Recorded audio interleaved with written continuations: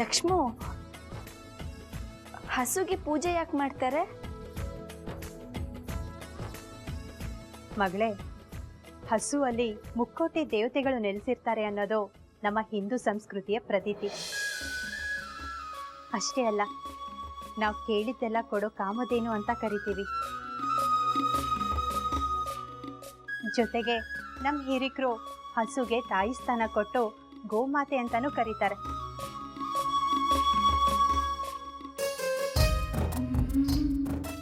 ಅದಕ್ಕೆ ನಮ್ಮಲ್ಲಿ ಹಸುಗೆ ಪೂಜನೀಯ ಸ್ಥಾನ ಕೊಟ್ಟಿರೋದು. ಅಷ್ಟೇ ಅಲ್ಲ ಅದಿತಿ, ಗೋಪೂಜೆ ಮಾಡೋದ್ರಿಂದ ಮನೆಗೆ ಒಳ್ಳೇದಾಗತ್ತೆ ಅನ್ನೋ ನಂಬಿಕೆ ಇದೆ. ಖಂಡಿತ ಒಳ್ಳೇದಾಗತ್ತೆ.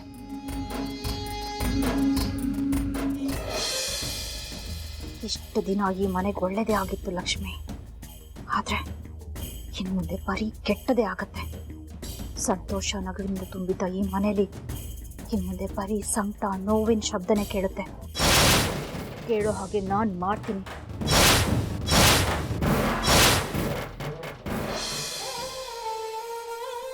ಕೊಡು, ನಾನು ತಿಂತೀನಿ.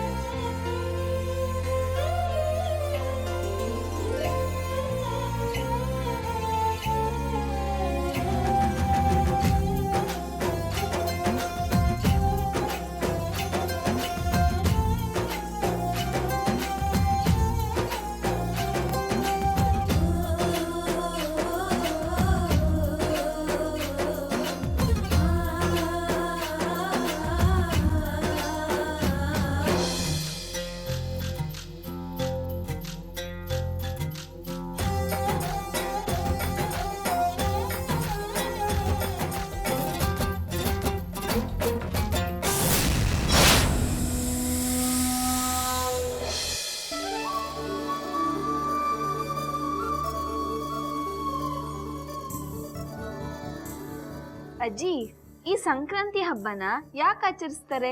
ಇದ್ರ ಮಹತ್ವ ಏನು? ನನಗೂ ಅಷ್ಟೊಂದು ಸರಿಯಾಗಿ ಗೊತ್ತಿಲ್ಲಮ್ಮ, ಆದ್ರೆ ನನಗೆ ಗೊತ್ತಿರೋಷ್ಟು ಮಾತ್ರ ಹೇಳ್ತೀನಿ. ಇದು ರೈತರಿಗೆ ಸುಗ್ಗಿಯ ಕಾಲ. ಸುಮಾರು 6-7 ತಿಂಗಳು ವ್ಯವಸಾಯ ಮಾಡಿ ತಾವು ಬೆಳೆದ ಬೆಳೆಗಳನ್ನೆಲ್ಲ ಒಂದು ಕಡೆ ತಂದಿಟ್ಟು ತಾವು ಪಟ್ಟ ಕಷ್ಟ ಶ್ರಮಗಳನ್ನೆಲ್ಲ ಮರೆತು ಸಂತೋಷದಿಂದ ಹಬ್ಬ ಆಚರಿಸ್ತಾರೆ.